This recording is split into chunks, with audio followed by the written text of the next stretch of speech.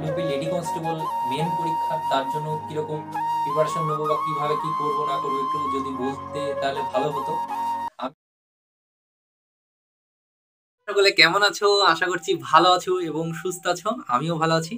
আজকে আমি হঠাৎ রাতে থেকেই ব্লগটা করছি। এখন রাত কটা বাজে তোমাদের আগে দেখায়, তারপরে কথা বলছি। এখন রাত বাজে 12টা 10। দেখো 12টা 10 বাজে। তা এই কালকে তো আমি একটা ব্লগ করব এরকম টেন্ডেন্সি আছে, তাই এখন থেকে করছি একটা জিনিস দেখানোর জন্য। দেখো আমি এদিকে বোর্ডে ক্লাস করছিলাম। এখন ক্লাস করে উঠলাম। এখন আমার হাতের অবস্থা দেখো। হাতের অবস্থাটা এরকম কারণ ওই বোর্ডের লেখাগুলো মুছামুছি করতে গিয়ে লিখতে গিয়ে তারপরে আমি আজকে সুবীর দাসের বই থেকে ম্যাথ করিয়েছি এয়ার একাডেমি 13-এ। তা বইটা মানে ধরে ধরে লিখতে হচ্ছে বলে বোর্ডে বইটা ছিঁড়ে গেল লাস্ট পর্যন্ত। বইটা অনেক কালি হয়ে গেছে, হাতের কালিগুলো লেগে যাচ্ছে। বইটা ছিঁড়ে গেল, খারাপ লাগছে। হাতটাকে ধুয়ে আসি। এটাই বোঝাতে চাচ্ছি যে মেহনত একটু আধটু করে কোনোদিন কোথাও সাকসেস পাওয়া যায় না। যারা দেখবা বড় বড় ইউটিউবার আছে বা বড় বড় জায়গায় যারা আছে, তারা কঠোর পরিশ্রম করেছে। তাহলে ওই প্ল্যাটফর্মে একটা জায়গা করতে গেলেও কঠোর পরিশ্রম করতে হয়, কঠোর মেহনত করতে হয়। রাতের পর রাত জেগে তারা পরিশ্রম করে তারপরে সেই জায়গাতে যায়। তাহলে আমরা একটা চাকরি করব, গভর্নমেন্টের চাকরি করব, তার পিছনে কতটা মেহনত করছি, কতটা পরিশ্রম করছি, চলো সেটাই তোমরা দেখতে থাকো। কাল সকালে দেখতে পাবে। আমি এখন থেকেই ভিডিওটা স্টার্ট করছি। এই হাতের কালি তুলতে গিয়ে আমাকে হ্যান্ড ওয়াশ ইউজ করতে হবে, নাহলে হবে না। প্রচন্ড কালি হয়ে যায়। চলো আমি ধুয়ে আসি। বন্ধুরা সকলে কেমন আছো? আশা করছি ভালো আছো। কালকে রাতে তো তখন ঘুমিয়ে গেছিলাম। ঘুমাতেও একটু লেট হয়ে গেছিল, তাই সকাল করে আজ উঠতে পারিনি। একটু লেট করে উঠেছি। উঠে আমি পড়তে বসছিলাম। এখন আমার রুমে একজন এসছে ক্লাস করার জন্য। আর আমি চান টান করে রেডি হয়ে গেছি। আজকে রান্না করার সুযোগ হয়নি, তাই ক্যান্টিনে খাবার খেতে যাব। সন্ধ্যার দিকে রান্না করব আজকে। তা চলো আমি ক্যান্টিনে খাবার খেয়ে আসি, চান টান করে ফুল রেডি। চলো। অনেক বেজে গেছে, খিদেও লেগেছে খুব।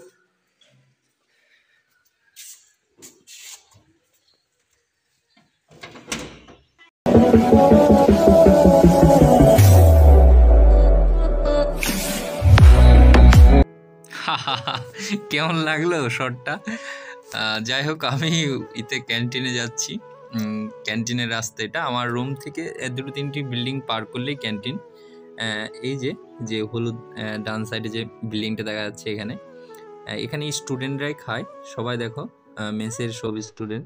দেন আমিও হাত ধুয়ে অর্ডার করলাম এবং আমাকে দিল সবজি ভাত একটা পেঁয়াজি। কমপ্লিট হয়ে গেল। এখন রুমে যাব, রুমে গিয়ে পড়তে বসবো। হয়তো ক্লাস করছি এখন। চলো।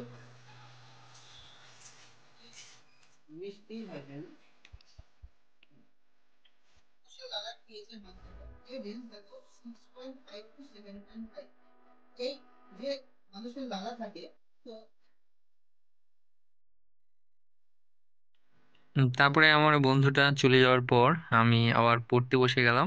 আর ওটা গায়ে দিয়ে পড়তে বসেছি কারণ এখন ঠান্ডা পড়ছে ভালোই।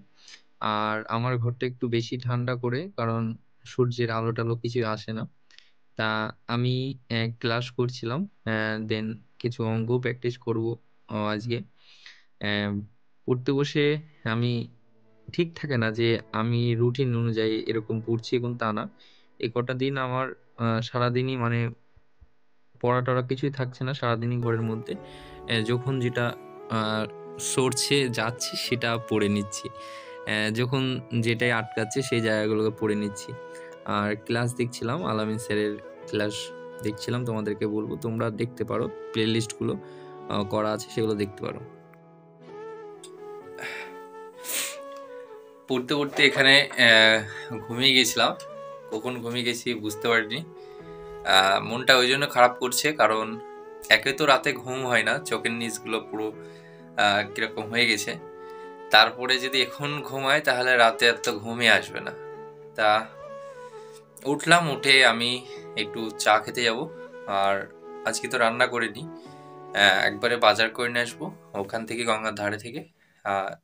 দিয়ে একবারে রান্নাও করে নেব, দেন পড়তে বসবো তারপরে।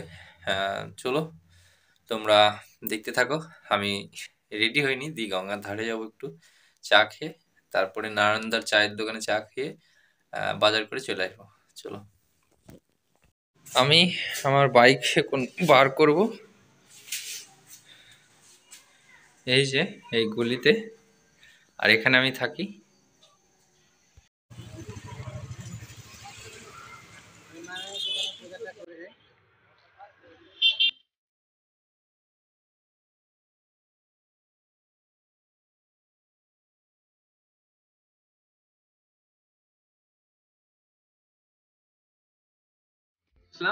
বাজার করে 20 মিনিট হয়ে গেল, তা তাড়াতাড়ি করে রান্নাটা করে নিই। রান্না করে পড়তে বসবো আবার, তাই তাড়াতাড়ি করতে হবে। রান্না করাটা এখন আমার কাছে অনেক বিরক্তিকর মানে একটা জিনিস হয়ে গেছে। দুপুরবেলায় তাও ভালো লাগে, চান করার আগে করে নিই, দিয়ে চান করে নিই, কিন্তু এখন একটু বিরক্ত লাগবে। যাই হোক, চলো দেখতে থাকো। এরপর খাওয়া দাওয়া কমপ্লিট করলাম রান্না বান্না করে, তারপরে আমি আবার রাতে পড়তে বসলাম, তখনই ভিডিওটা করছি। তার আগে ভিডিও করার হয়নি, নিজে থেকেই করিনি, কারণ আমার মোবাইলে বেশি পেজ নেই, মানে ভিডিও করার মতো বেশি জায়গা নেই, কারণ আমার ফোনটা অনেক দিনকার হয়ে গেছে এবং বেশি চিপ ফাঁকা থাকে না, মেমোরি ফাঁকা থাকে না, সেই জন্য আমাকে আবার একটা ক্লাসের ভিডিও করতে হবে। দেন সেই জন্য ছোট্ট ছোট্ট করে একটু ভিডিও করি, তোমাদেরকে তুলে ধরি। আর আমি চাই না বেশি বড় করে তোমাদেরও বেশি টাইম নষ্ট হোক, সেটা আমি চাই না, বা আমার টাইম নষ্ট হোক সেটাও আমি চাই না। রেগুলার এখন ভিডিও সেই জন্যই দিতে পারছি না, 8 মিনিটের মধ্যে করছি, কারণ 8 মিনিটের মধ্যে করলে আমি একটু অ্যামাউন্ট বেশি পাই, তোমাদেরকে এর আগেও বলেছি, আজও বলছি, সেই জন্য 8 মিনিটের মধ্যে করার চেষ্টা করি। তা চলো তোমরা দেখো, আমি দুটো কথা বলবো ক্লাস করার পর, তোমরা শুনে যাবে। তা তোমরা দেখছিলে যে আমি পড়ছিলাম, পড়তে পড়তে সব তো ভিডিও করা হচ্ছে না, যখনই পড়তে বসি তখনই কি ভিডিও করবো, একটু আধটু করছি, সারাদিনের মধ্যে হাতের কালি দেখিয়ে শুরু করেছি, আবার আজকে এখন 12টা 12:30 বাজে রাত, এখন আবার হাতের কালি দেখিয়ে তোমাদের ভিডিওটা এন্ড করবো। এখন একটা ক্লাস নিয়ে উঠলাম, আমি পড়ছিলাম, দেন 1 ঘন্টার ভেতরে একটা ক্লাস নিলাম, নিয়ে একটু এডিটিং করে ছেড়ে দেবো, দিয়ে আবার ঘুমাবো। তা এই ডিউটি চলছে। অনেকে কমেন্ট করছিলে, দাদা সামনে ডাব্লিউপি লেডি কনস্টেবল মেন পরীক্ষা, তার জন্য কিরকম প্রিপারেশন নেবো বা কিভাবে কি করব না করবো একটু যদি বলতে তাহলে ভালো হতো। আমি বলছি, তুমি যে জায়গাতে দুর্বল সেই জায়গাটাকে একটু বেশি করে পড়া করো, এটা বলবো, আর ভয় করো না।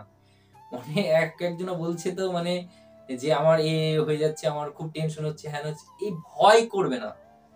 তুমি এজ এ পুলিশ একজন, তুমি এখন ভাবো আমি একজন পুলিশ, আমি পুলিশ হয়ে গেছি, আমি এই চাকরিটা পেয়েছি, আমি এত দূরে এসেছি, মানে এটাকে পার করব, সেই কনফিডেন্সটা নিজের ভেতরে নাও, আর পড়া করতে লাগো। ম্যাথ গুলোকে চ্যাপ্টার ওয়াইজ আবার ভালো করে রিভাইজ করো, প্রথম থেকে যেগুলো প্রিভিয়াস ইয়ারের কোশ্চেন দেখো মেন দিয়ে, সেই কোশ্চেন গুলো কোথা থেকে কতটা কোশ্চেন দিচ্ছে সেই চ্যাপ্টার গুলোকে একটু রিভাইজ করো, প্র্যাকটিস করো, যেন আমি পরীক্ষা দিতে যাওয়ার আগে যেন আমার একবার করে প্র্যাকটিস হয়, যত রাতই হোক আমি একবার করে প্র্যাকটিস করে তবে ঘুমাবো।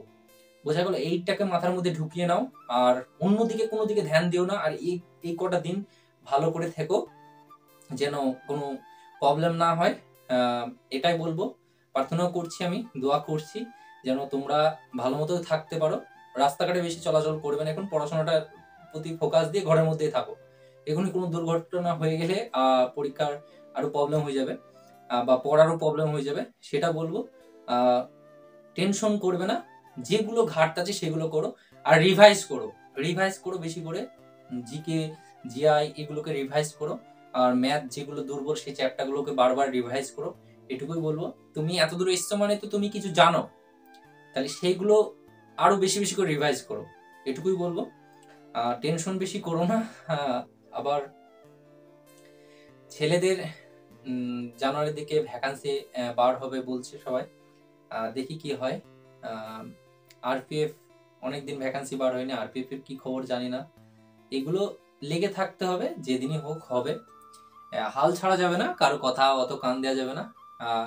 আমি সেই জন্যই ধরো দূরে চলে এসেছি।